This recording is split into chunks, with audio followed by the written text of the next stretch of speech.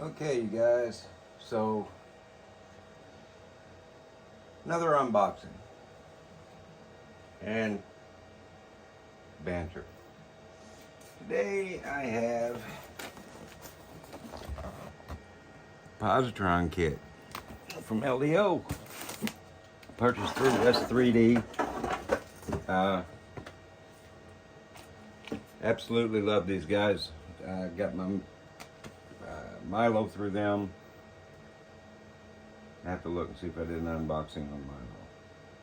I don't know if I did or not, but it doesn't really matter because there are a ton of these out there already.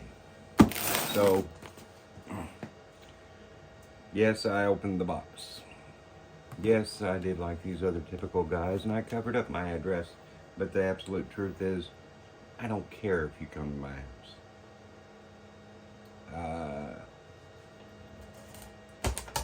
So, here we go. For anybody that doesn't know, Positron was originally thought of as a challenge by, I believe his name was Preorder, to produce a 3D printer that could fit in a filament box for the purposes of portability.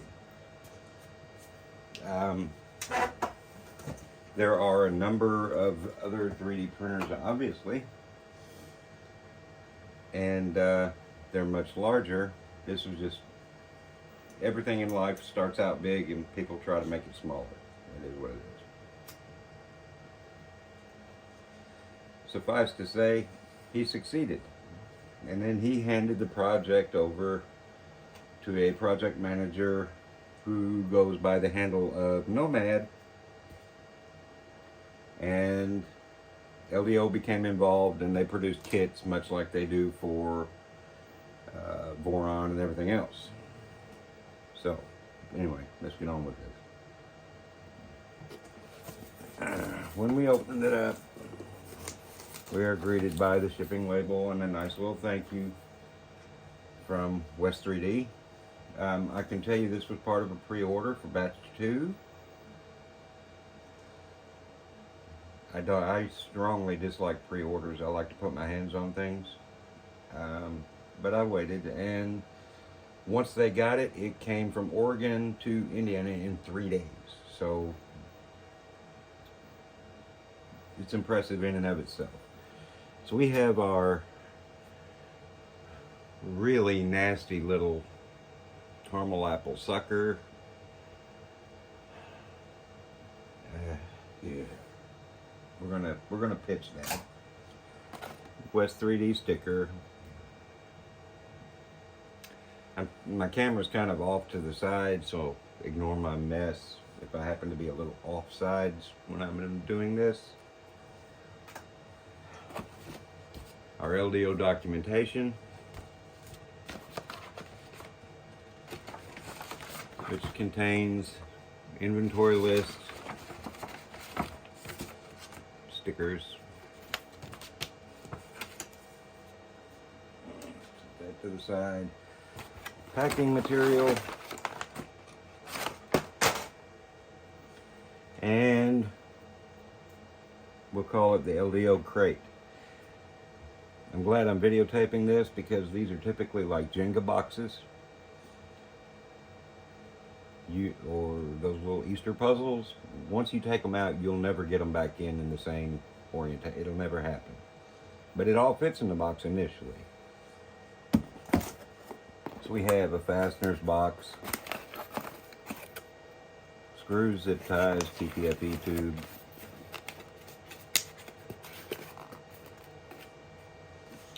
set this to the side.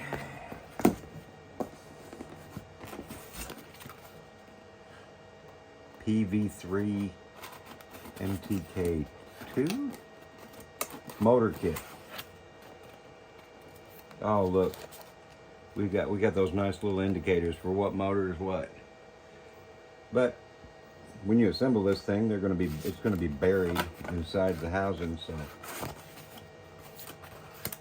God forbid you have to do any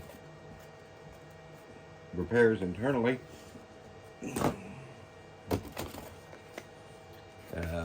Motion kit, Oh crap. Gears. Planetary gears, bearing. God. If I didn't like to build things.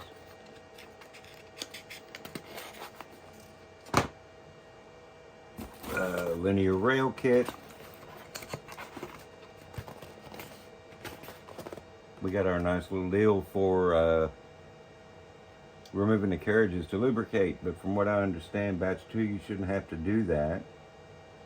We'll check it anyway.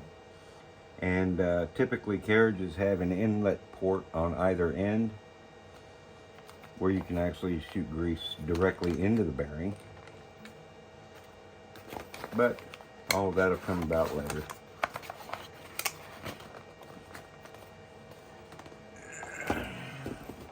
Our little electronics kit.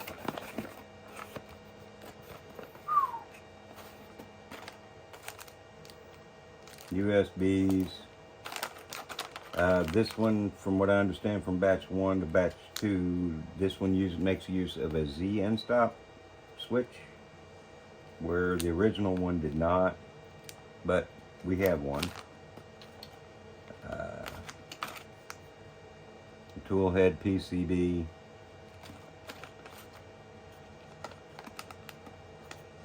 Lights, bells, whistles, power indicators.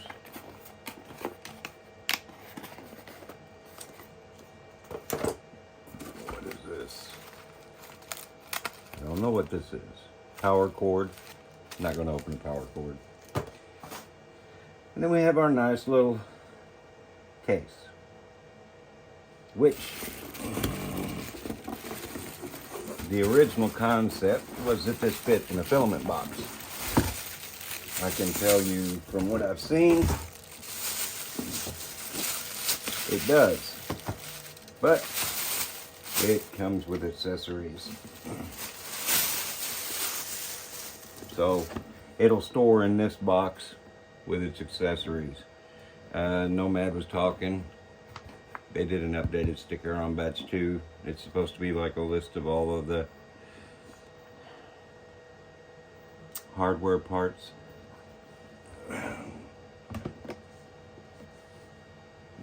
Okay. How's this thing open? Oh, look, you gotta press it, and then it opens. Child-proof, right? Nice little pull straps, padding. We got padding up there, but touch controllers. When you print out your spool holders, they'll go here. We have our bed, which is an indium tin coated. For anybody that doesn't know what indium tin is, it's a conductive material which is typically seen in instrument clusters, Timex Indiglo watches, things along that line.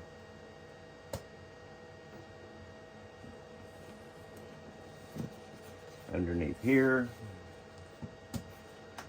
and the bed is glass. We have our power brick.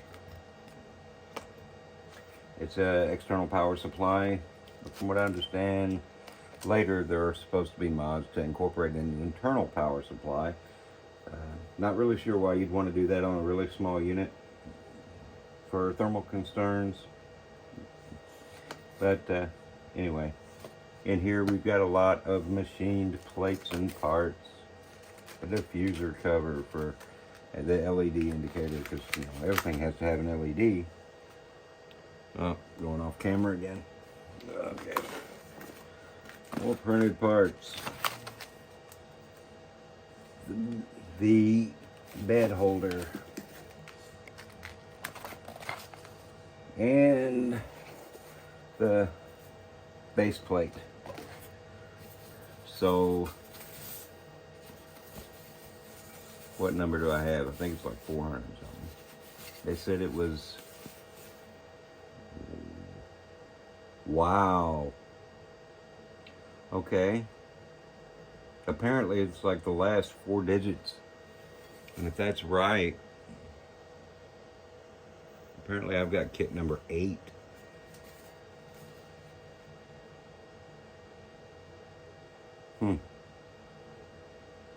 That's good.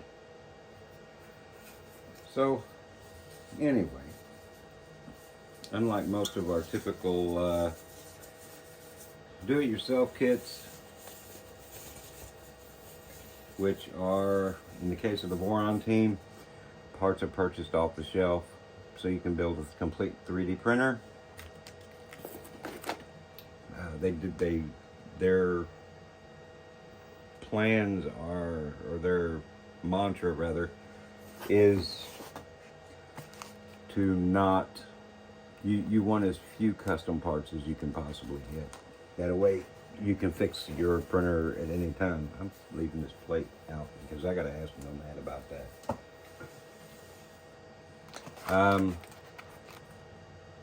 This has got a lot of machined parts. I don't foresee this machine using as much time as my Vorons, but I'm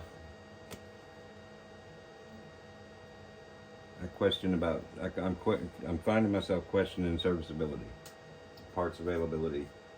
Typically, LDO releases their kits, and their kits are serviceable over time, but we'll see.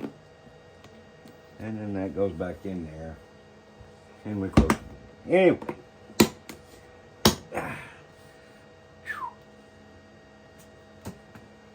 Now for the Jenga part of the episode.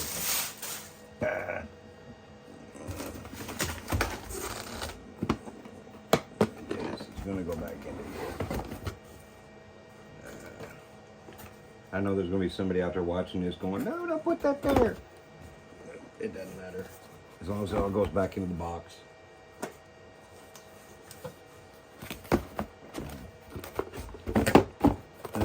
We'll do that. And this. And this. Write that down. It all went back in there. Currently printing parts for it on my Trident. I'm using black, but on for the banter part of our episode. I'm considering either doing a straight video or a live stream on this. Yes, there are a number of build videos out there already, but my take on it is, quote, no, don't quote me, I'm doing a Little Johnny build. Little Johnny just got his allowance, and this is what he bought. I'm not going to go into the box any more than what I've already done, so I don't know exactly what's in what box, how, when, where, or whatever. I am printing my parts because Little Johnny bought this printer, and because he bought this printer with his own money, he's done a little bit of research. He's watched a few build videos. He's got an idea of what he's doing in order to make an informed decision, and it just came in the mail. So Little Johnny was going to be cracking into this with all of his printed parts while he was waiting for delivery, and we'll see what happens. But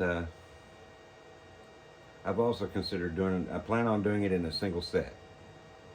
Because Little Johnny knows everything, Little Johnny's ready. Because he's watched a couple of build videos, and this and that and the other, but his own experience is unique. Anyway, what do you think?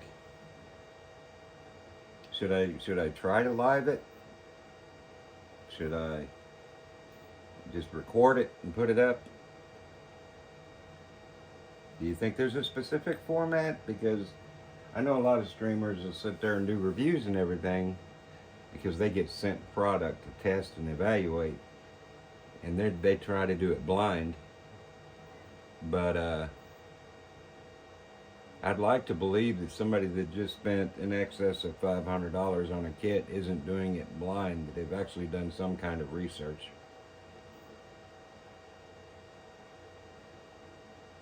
Anyway,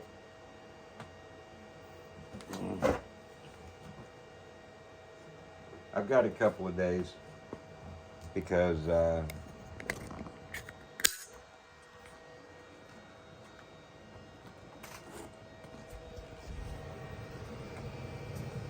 Trident's a little bit busy.